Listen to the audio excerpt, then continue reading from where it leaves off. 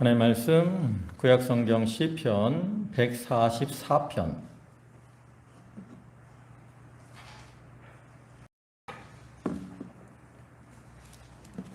시편 144편 1절입니다.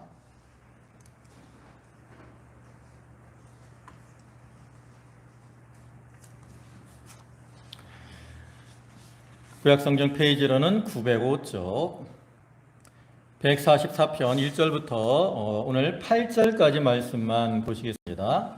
1절부터 한 절씩 교독하겠습니다. 나의 반성 여호와를 찬송하리로다. 저가 내 손을 가르쳐 싸우게 하시며 손가락을 가르쳐 치게 하시도다.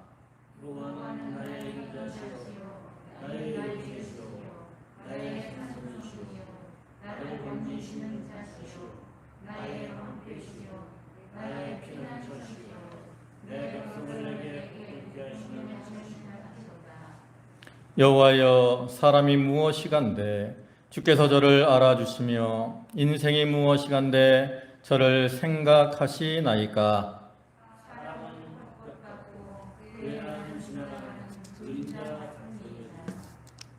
여호와여, 주의 하늘을 들이우고 강림하시며 산들을 접촉하사 연기가 바라게 하소서.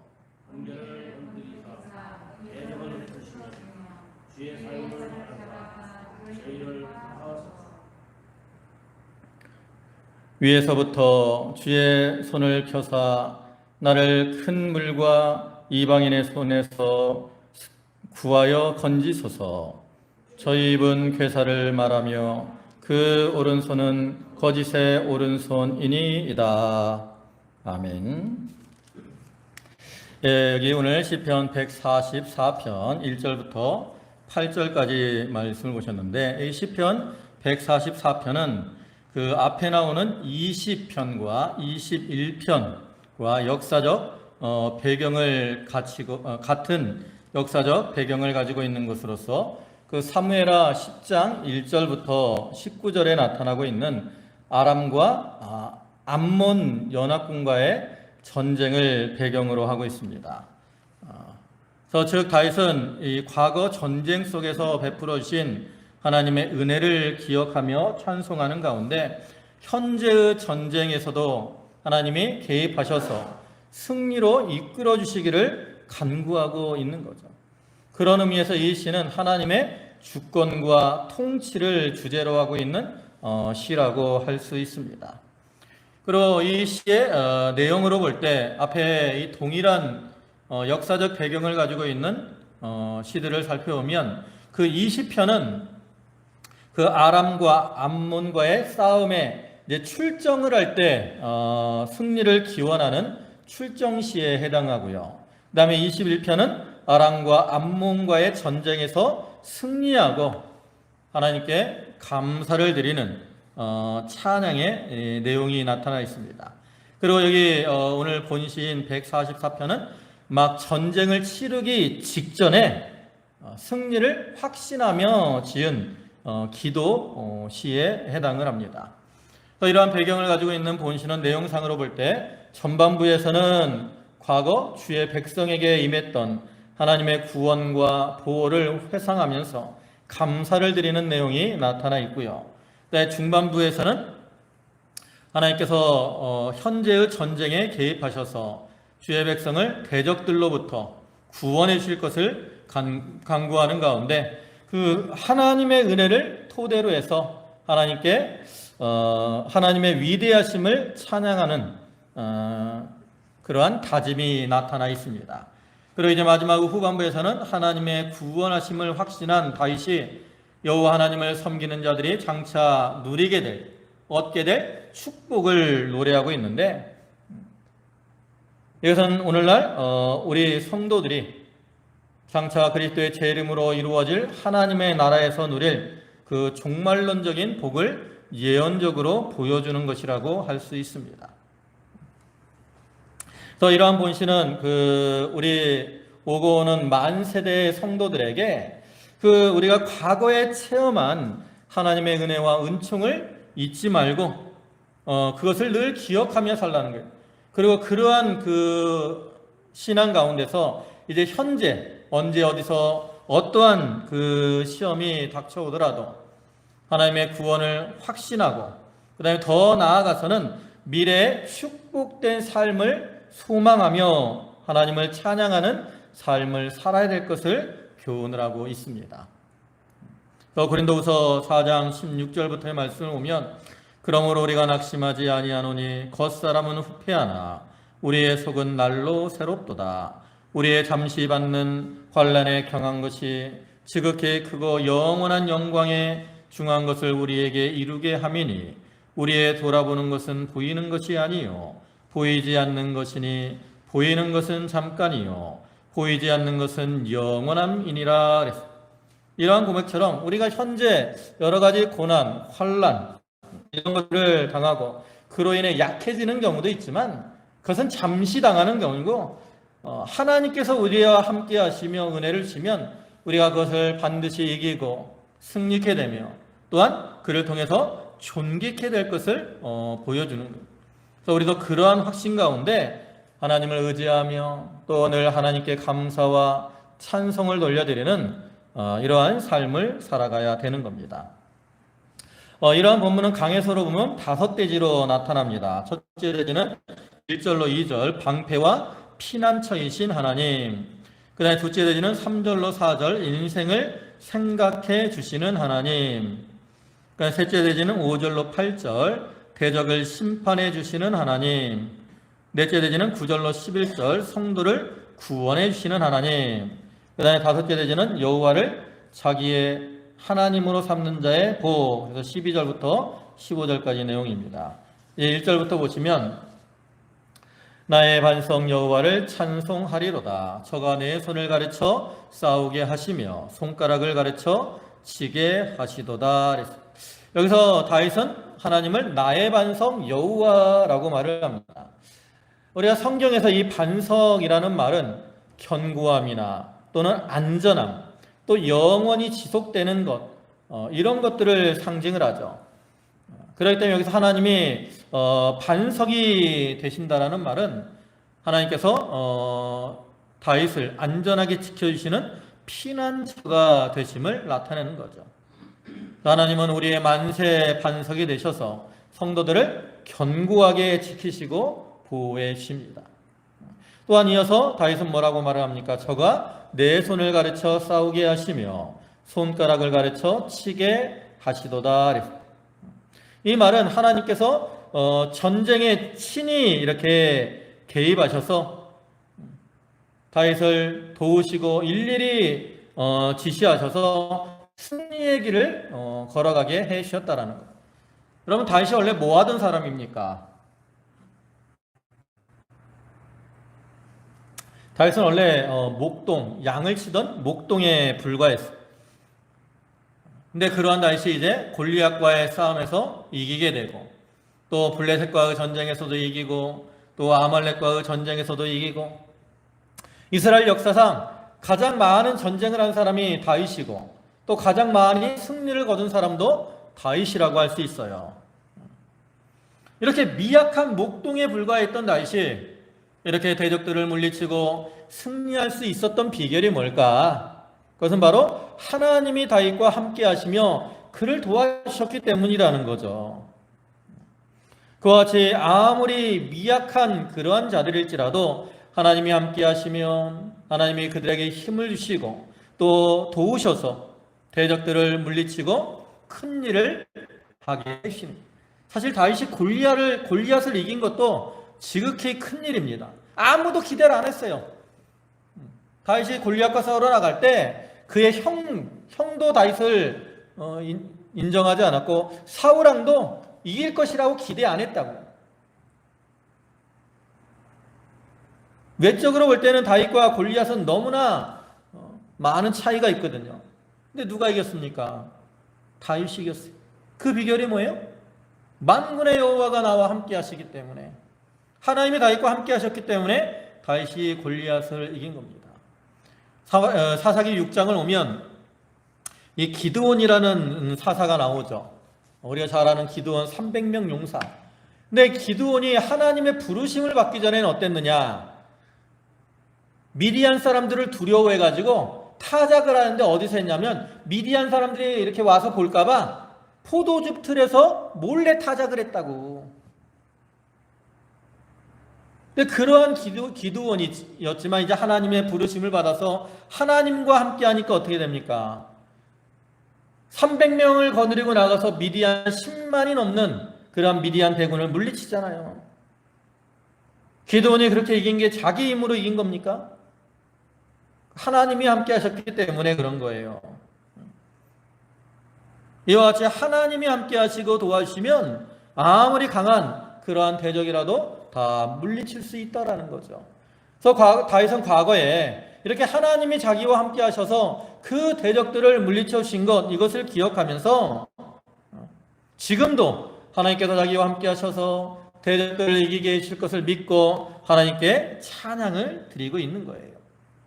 또한 2절에서는 여호와는 나의 인자시요 나의 요새시요 나의 산성이시요 나를 건지시는 자시요 나의 방패시요 나의 피난처시요 내 백성을 내게 복종케 하시는 자시로다. 여기서 다윗은 하나님을 나의 인자, 요새, 산성, 건지시는 자, 방패, 피난처 여러 가지의 비유를 해서 생생하게 묘사를 합니다. 여기 나타난 이 표현들은 대부분이 군사적인 것과 관련이 되어 있어요. 그러니까 다윗이 일국의 왕으로서 주변국들과 이제 많은 전쟁을 치러야 했던 때에 이렇게 하나님께서 군대 장관처럼 또 비할 요셉과 같이 다윗을 지키시고 보호하시고 구원해 주시고 이기게 해 주셨다라는 거예요. 그와 같이 하나님 오늘날에도 우리 성도들을 사랑하셔서 그들에게 사랑을 베풀어 주시고 또 요새와 산성이 되어서 원수들이 침입하지 못하도록 막아주시고 지켜주시고 또 환난에서 건져주십니다.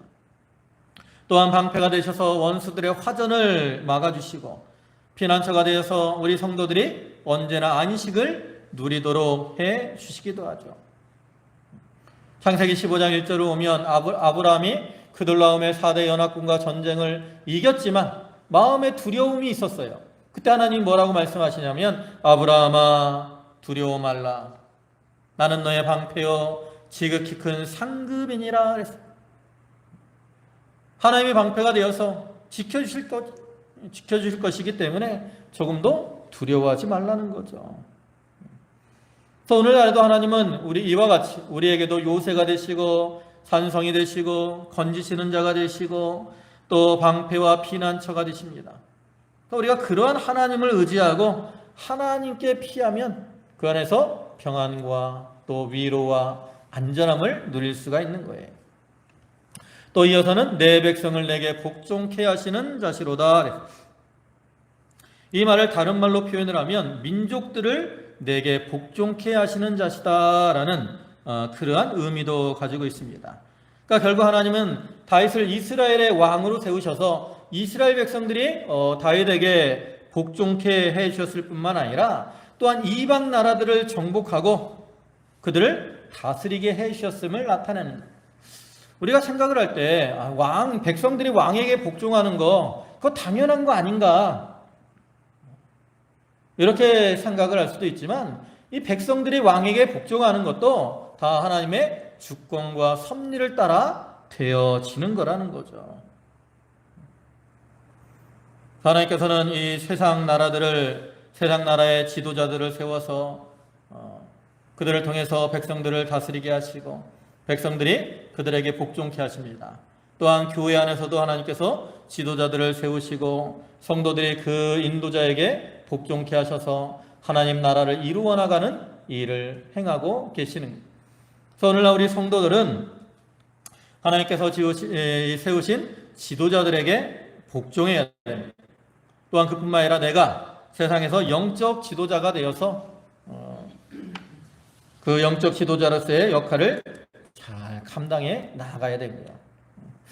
그 다음에 3절에 여호와의 사람이 무엇이간데 주께서 저를 알아주시며 인생이 무엇이간데 저를 생각하시나이까 그랬어요. 여기서는 미천한 그 인생에게 무한한 은혜를 베푸시는 그 하나님의 극진한 사랑을 보여주고 있는 내용입니다. 여기 사람이 무엇이간데 그랬고요. 인생이 무엇이간데 그랬어요. 이 사람에 해당하는 말은 에노시라는 단어를 쓰는데 이것은 인간이 유한한 존재인 것, 깨어지기 쉬운 존재라는 것을 나타내는 말이고요. 그다음에 인생 이란 말은 흙으로 만들어진 존재를 가리키는 겁니다. 다시 말해서 피조물인 인간을 가리키는 거죠. 그러니까 하나님 영원하시고 위대하신 그 창조주 하나님에 비할 때 우리 인간들은 지극히 미천한 그런 존재일 수밖에 없다라는 거죠. 근데 하나님께서 그런 미천한 우리를 어떻게 하셔요? 알아주시고 생각해 주시고 은혜를 베풀어 주신다라는 거죠. 그래서 그런 하나님의 은혜를 생각할 때 감탄이 나올 수밖에 없다라는 거예요. 우리가 여기서 보면 사람들이 뭐 이렇게 대단한 것 같지만 이제 지구 밖에 우주에 나가서 이렇게 지구를 바라보면 지구가 뭐 축구공 정도 이런 크기가 된다 그러잖아요. 근데 그러한 작은 땅에 인구가 몇만이나 얼마나 많이 살아요? 지구에 지금 인구가 한 70억 된다 그러잖아요. 그 많은 인구들이 그 조그만 지구에 살고 있으니까 참 한심해 보이지 않겠어요? 우리 사람들이 개미나 이렇게 보면 개미굴 보면 바글바글 하다고 기죠? 근데 우리가 보면 뭐 개미들 뭐 한심하죠 뭐. 밟으면 뭐 다 짓밟을 수밖에 없고. 근데 그렇게 보잘것없는 우리를 어떻게 하나님이 이렇게 알아주시고 생각해 주시고 또 구원의 은혜를 베풀어 주시는 거예요. 이와 유사한 내용이 이제 시편 8편에 나옵니다. 거기 8편 4절과 5절을 보시면 사람이 무엇이간데 주께서 저를 생각하시며 인자가 무엇이간데 주께서 저를 권고하시나이까. 저를 천사보다 조금 못하게 하시고 영화와 존귀로 간을 씌우셨나이다. 여기서는 저를 생각하시며, 그러니까 이 알아주신다라는 말은 생각하신다, 또 사랑해 주신다, 구원해 주신다라는 그러한 뜻이에요. 하나님께서 이 부족하고 미천한 우리에게 극진한 사랑을 나타내 주시는 거예요. 우리에게 대한 하나님의 사랑은 어떻게 나타났습니까?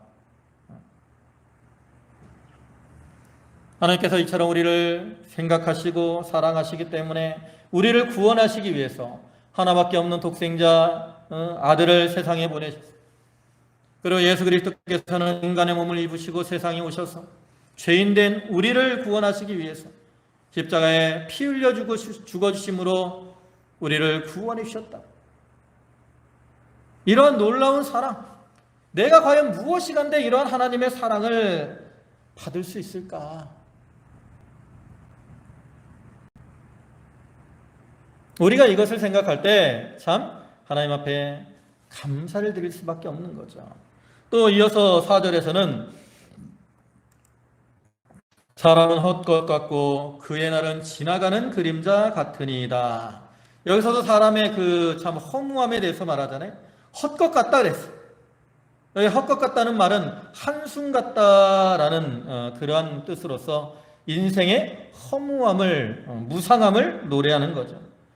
우리가 성경을 보면 인생을 여기서는 한숨 헛것 같다라고 표현하는데 다른 곳에서는 진토라고도 표현을 하고요. 그 다음에 풀에도 비유를 하고 그 다음에 아침 안개에도 비유를 하죠. 이러한 표현들은 다 인간의 어떠한 인생의 연약함, 또 무상함, 비천함 이런 것들을 나타내는 거죠.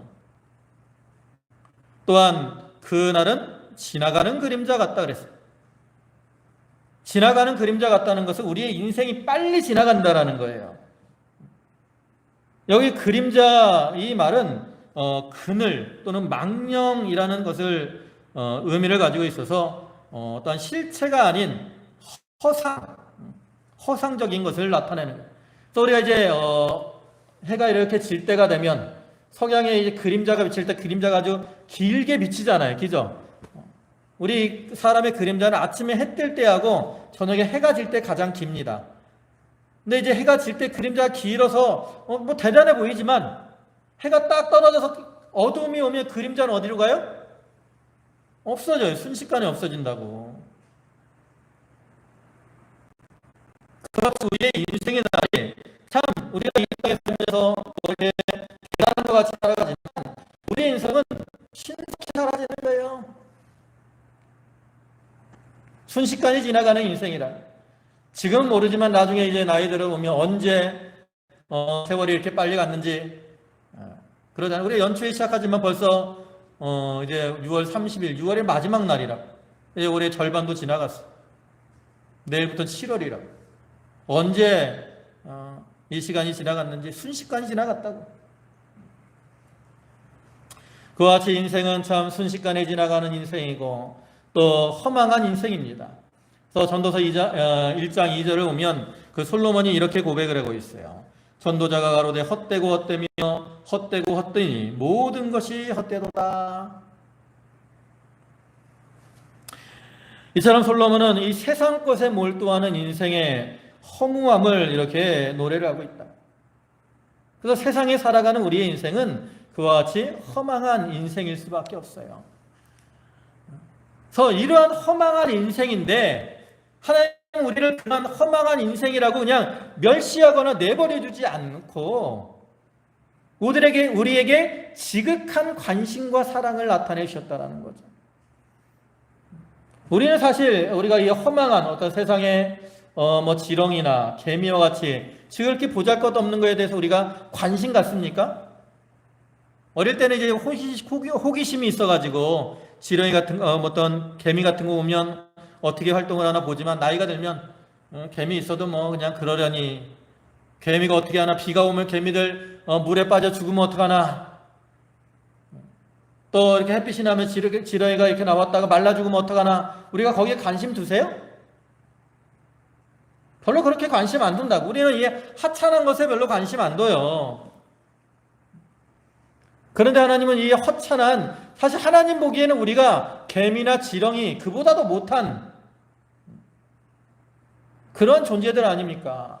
근데 그러한 우리들이지만 하나님께서는 우리가 헛되이 사라지지 않도록 우리에게 관심을 두시고 우리를 기억해 주시고 또 사랑해 주시고 구원의 은혜를 베풀어 주시는 거예요. 그래서 우리를 하나님이 모든 환난 중에서 건져 주시는 겁니다. 그래서 우리가 그런 하나님을 기억하고 하나님께 감사와 찬송을 돌려드려야 되는 거예요. 그 다음에 5절에 여호와여 주의 하늘을 들이우고 강림하시며 산들에 접촉하사 연기가 바라게 하소서. 번개를 번뜩이사 대적을 흩으시며 주의 살을 바라사 저희를 파하소서. 이 앞에서 이 미천한 인생에게 무한한 은혜와 사랑을 베푸시는 하나님의 인자하심을 찬양했는데 여기서부터는 이제 그러한 인자하신 하나님께서 자기를 도우셔서 대적들을 물리치시고 승리케 해주시기를 간구하고 있는 내용입니다. 그래서 여기 보면 주의 하늘을 들이우고 강림하시며 여기 하늘을 들이운다라는 말은 이건 시적으로 보여나는 거예요. 우리 이제 강한 폭풍이 이렇게 몰려오게 되면 그때 이제 구름도 같이 막 몰려오잖아요, 그죠? 뭐 구름이 이렇게 멀리서 몰려오는 모습이 마치 하늘이 이렇게 드리워져 있는 것 같아요. 그래가지고 이제 하늘이 이렇게 드리워졌기 때문에 천지가 어두워진 어둠의 세계로 변한 상태를 가리키는 거죠. 그래서 이것은 결국 하나님이 그러한 권능의 모습으로 나타나셔서 대적들을 물리쳐 주실 것을 의미하는 거죠. 또한 산들에 접촉하사 연기가 바라게 하소서 그랬어요. 이거는 이제 하나님께서 신의 산에 강림하실 때 모습을 나타내는 거예요. 하나님이 신의 산에 이 율법을 주시러 나타나실 때 빽빽한 구름이 그 산에 임해가지고 산을 덮었다고. 그것이 산에 접촉한 것과 같아요. 그 다음에 거기서 또 옹기점 이 연기같이 연기가 나타났어요. 그러니까 이러한 표현도 하나님께서 능력 있게 임하셔서 원수들을 심판해 달라고 간구하고 있는 그러한 내용이죠. 결국 다윗에게는 능력으로 하나님이 자기를 도우셔서 구원해 주시기를 촉구하고 있는 겁니다. 또한 이어서 번개를 번뜩이사 대적을 흩으시며 주의 살을 바라사 저희를 파하소서 그랬습니다. 이와 유사한 구절이 시편 18편 14절에 나오는데, 거기 보면 그 살을 날려 저희를 흩으시며 많은 번개로 파하셨도다. 같은 의미예요. 이것은 하나님이 초자연적인 능력으로 대적들을 물리쳐달라고 간구하고 있는 내용입니다. 여기 나타난 대적들은 1차적으로는 다윗이 왕으로 즉위한 후에 그 이스라엘과 전쟁을 벌였던 블레셋, 또 아말렉, 모압, 암몬, 그다음에 아람, 에돔, 이러한 여러 족속들을 가리키는 것이지만, 궁극적으로는 하나님과 하나님의 백성들을 대적하는 사단의 세력을 가리킵니다. 근데 이러한 세력들, 강한 세력들이 우리를 공격하고 우리가 그들과 싸울 때 우리가 우리의 힘으로 그러한 대적들을 물리칠 수가 있느냐? 없다라는 거죠. 우리가 사단이 우리를 공격할 때 우리의 힘으로 사단의 그 공격을 우리가 이길 수가 없어요. 그래, 우리가 어떻게 해야 사단의 그 공격을 이길 수 있습니까? 하나님이 도와주셔야만 하나님의 능력으로 이러한 대적을 물리칠 수가 있다라는 거죠. 그래서 다윗은 이렇게 하나님이 자기를 도우셔야만 대적들을 물리칠 수 있다라는 것을 확신하는 가운데 하나님의 도우심을 간구하고 있는 거죠. 그래서 우리도 이 다윗과 같이 하나님이 우리를 도우셔야 우리가 이 대적들을 물리칠 수 있는 줄 알고 하나님 앞에 그 도우심을 힘써 간구하고 나아가는 자들이 되어야 되는 겁니다. 우리가 내 힘으로, 내 능력으로 우리가 사단을 이길 수 있는 게 아니에요. 그래서 우리 성도들은 하나님 앞에 기도할 것뿐이죠. 그 다음에 7절에 위에서부터 주의 손을 펴사 나를 큰 물과 이방인의 손에서 구하여 건지소서. 여기 위에서부터 주의 손을 펴달라고 말을 합니다. 여기서 위에서라는 말은 높은 곳이라는 의미도 있지만 또는 어떠한 능력, 악망, 이런 것들을 가리키기도 해요. 그러니까 단순히 어떤 공간적으로 높은 곳에서 하나님이 역사해달라는 그러한 의미가 아니라 그 초월적인 그러한 하나님의 권능과 힘으로 도와달라는 거죠. 하나님께서 권능의 손으로 우리를 도와주실 때 우리가 이길 수 있다는 거예요. 하나님이 우리를 권능의 손으로 도와주시면 그 큰 물과 이방인의 손에서 건짐을 받을 수 있어요. 사단이 공중의 권세 잡은 자로서 이 땅에서 역사를 하기 때문에 땅에는 이 악한 세력들이 가득합니다. 그리고 이 원수들이 늘 우리 성도들을 위협을 한다. 그것이 마치 큰 물이 우리를 두른 것과 같아요. 그래서 큰 물이 우리를 두르게 되면 우리 힘으로 그걸 벗어날 수가 없어요. 우리가 이 홍수가 나거나 그래가지고 물들이 많아질 때 사람들이 거기에 들어갔다 휩쓸려 가는 거 보잖아요. 그렇게 물이 강하게 큰 물이 우리를 애우게 되면 우리는 그것을 벗어날 수가 없다고. 그래서 사람들이 이제 물에 떠내려가면 소방관들이나 이제 구조하는 사람들이 튜브를 던지고 이렇게 여러 가지 방법으로 건져주죠. 도와주는 사람이 있어야 그 물에서 구원함을 받을 수 있는 거예요. 그와 같이 원수들이 큰 물과 같이 우리를 둘러싸 있을 때 우리 힘으로는 그것을 벗어날 수가 없다라는 거죠. 그러나 위에서부터 임하는 하나님의 손이 우리를 건지시면 아무리 큰 물이라도 또 강한 이방인의 손길이라도 우리가 거기서 다 건짐을 받을 수가 있다라는 거예요. 아까 예를 들었던 기드온이 그 미디안 10만이 넘는 그 많은 대군들이 있었지만 하나님께서 능력의 손으로 붙들어 주시니까 300명밖에 안 되는 그러한 군사를 가지고 그들을 물리치고 승리할 수 있었잖아요. 그리고 이스라엘 나라를 구원한 거라고. 이와 같이 위로부터 임하는 하나님의 그 능력에서는 우리가 상상할 수 없는 놀라운 역사가 일어나게 합니다. 히스기야 시대에 아말렉 아수르 나라가 18만 5천이라는 대군을 거느리고 이 예루살렘을 애웠었다고. 그리고 이 랍사게가 편지를 보내갖고 조롱했어요. 히스기야가 너희에게 말하기를 하나님이 너희를 구원해 주신다라고 해도 믿지 말아라. 세상 어느 나라 신이 이 아수르 왕 손에서 그 백성을 구원한 신이 어디 있느냐 하면서 조롱했어요.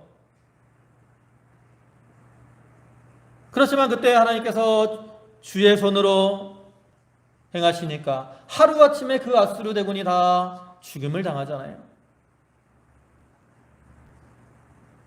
그런 놀라운 역사가 있는 거예요. 그래서 다윗은 그런 하나님의 그 놀라우신 권능, 역사를 믿고 하나님이 위에서부터 주의 손을 펴셔서 그 큰 물, 나를 둘러싼 큰 물과 이방인의 손에서 나를 건져달라 간구하고 있는 거죠. 이러한 다윗과 같이 오늘날 우리들도 우리가 믿음의 선한 싸움을 싸움에 있어서 대적들이 우리를 두르고 아무리 강할지라도 하나님이 도와주시면 반드시 승리하게 될 걸 믿고 하나님의 도우심을 소망하며 간구하며 나아가야 됩니다. 또 8절에는 저희 입은 괴사를 말하며 그 오른손은 거짓의 오른손이니이다 그랬어요. 여기 저희 입은 괴사를 말한다 그랬어요. 이 괴사라는 말은 속이다라는 뜻도 있고요. 그 다음에 무익하다라는 뜻도 있습니다. 그래서 이 원수들이 속이는 말로, 거짓된 말로 우리 성도들을 회방을 한다는 거예요. 그러나 그것이 무익하기 때문에 그들에게 어떠한 계획에는 다 헛된 것이 되고 만다라는 거죠. 그러나 또 그 오른손은 거짓의 오른손이다 그랬어요. 원래 고대 근동지방에서는 어떤 맹세를 하거나 언약을 할 때 이렇게 손을 들고 서약을 했습니다. 우리도 가끔 운동선수들이나 하면 선수할 때 이렇게 오른손을 들고 선수하는 모습 보이잖아요. 그런 것들을 나타내는 거예요. 창세기 14장 22절을 보면 아브라함이 소돔 왕에게 이르되 천지의 주제시요 지극히 높으신 하나님 여호와께 내가 손을 들어 맹세하노니. 그때도 아브라함도 소돔 왕 앞에서 손을 들어서 내가 너희의 것을 취하지 않겠다라고 다짐을 했다고. 근데 이렇게 다짐을 했으면 어떻게 해야 돼? 지켜야 돼, 안 지켜야 돼요? 지켜야 되죠. 그런데 다윗 당시에 이 이스라엘 주변 국가들이 이렇게 오른손을 들어서 맹세를 하고 언약을 했지만 이스라엘과의 이 평화 조약을 깨트리고 이스라엘을 침략하는 경우가 많았다라는 거죠. 그렇기 때문에 결국 이 말은 뭐예요? 그들의 행위가 악한 거예요. 결과적으로 이 악인들은 말 또 행위가 악한 그것으로 이 악한 말과 악한 행위로서 성도들을 속이고 해하려고 한다라는 거죠. 그러나 하나님께서 그러한 거짓된 행위에서도 자기를 건져주실 것을 믿고 다윗이 하나님의 도우심을 간구하고 있는 겁니다. 이와 같이 다윗은 참 절대 주권의 하나님, 모든 것을 주관하시고 섭리하시는 하나님께서 과거에 자기를 지키시고 보호하여 주신 것을 기억하면서 현재에도 하나님이 자기의 요새, 산성, 방패 또 건지시는 자, 피난처가 되어서 자기를 건져주시고 이겨주실 것을 믿고 그 하나님의 사랑에 감사하며 또 하나님의 도우심을 간구하고 있습니다. 그래서 오늘날 우리들도 과거에 하나님께서 우리에게 베풀어 주신 은혜들을 우리가 기억하면서 하나님께서 현재에도 또 앞으로도 변함없는 은혜를 우리에게 베풀어 주실 것을 우리가 믿으면서 하나님의 그 도우심을 또 확신하면서 하나님께 감사와 찬송을 돌려드리는 그러한 성도들이 다 되도록 해야 되겠습니다. 기도하시겠습니다. 만유의 주가 되시고 만왕의 왕이 되시며 천지의 주제가 되시는 주님, 하나님께서 과거에 참 하나님이 산성이요 요새요 방패요 건지시는 자시요 피난처가 되셔서 다윗을 구원하여 주신 것처럼 또 현재도 하나님이 자기를 지키시고 보호하시고 구원해 주실 것을 믿고 그 하나님께 감사와 찬송을 다윗이 돌려드렸던 것처럼 아버지 하나님, 저희들도 하나님께서 과거에 베풀어 주신 은혜들을 기억하며 늘 하나님께 감사와 찬송을 돌려드리는 성도들이 되게 하여 주시옵소서. 참 저희들이 무엇입니까? 저희들 참 연약하고 부족하며 만물의 찢기와도 같은 그러한 자들 아닙니까? 또 우리의 힘으로는 원수들을 이길 수가 없고 넘어지며 실족할 수밖에 없지만 하나님이 그 권능의 손으로 우리를 도우시고 붙들어 주실 때 우리가 모든 것을 이기고 또 승리의 삶을 살아가게 될 것을 믿습니다. 주여 저희를 도와주시옵소서. 주여 권능의 손으로 저희를 건져 주시옵소서. 주님의 그 손길 안에서 저희가 평안을 누리며 살아가게 해 주시옵소서. 아버지 하나님, 특별히 간구하옵기는 저희 성도들 가운데 연로한 성도들도 많고 또 육신의 질거로 괴로움을 당하는 성도들도 있습니다. 하나님께서 권능의 손으로 그들을 붙들어 주시옵소서. 능력의 손으로 저들을 도와주시옵소서. 저들이 하나님이 주시는 힘으로 어려움을 이기게 하시고 또 그 심령이 하나님 안에서 평안케 하여 주시옵소서. 아버지 하나님, 또 이완희 집사님 아버님 이렇게 참 별세를 하셨는데 이완희 집사님에게 하나님이 위로를 주시고 하나님을 향한 소망으로 모든 슬픔을 이겨나갈 수 있도록 도와주시옵소서. 모든 말씀 예수님의 이름으로 기도 올리옵나이다. 아멘.